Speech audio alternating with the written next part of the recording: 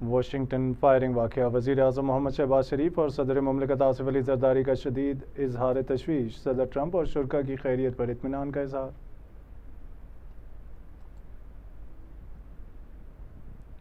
मुश्तबा शख्स मुझसे सिर्फ 15 गज दूर था, हदफ मैं ही था, शूटिंग का ईरान के साथ कशीदगी से कोई ताल्लुक नहीं, अमरीकी सदर की वजाहत। माजी में किए गए अमरीका से मुज़ाकरात ने हमारी बदएतमादी में इजाफा किया। ईरान के सदर मसूद पेज़ेश्कियान ने वज़ीर आज़म मोहम्मद शहबाज शरीफ से टेलीफोनिक गुफ्तगू में वाज़ेह कर दिया।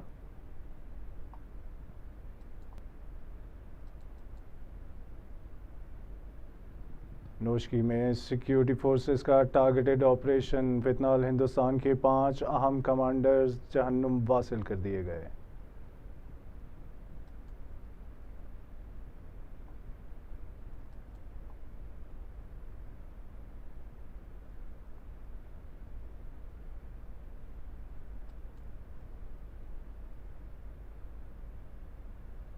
और फीफा के ऑफिशियल रीसेल प्लेटफॉर्म पर वर्ल्ड कप फाइनल के 4 टिकट्स की कीमत हैरान कुन तौर पर 1.7 मिलियन पाउंड तक पहुंच गई।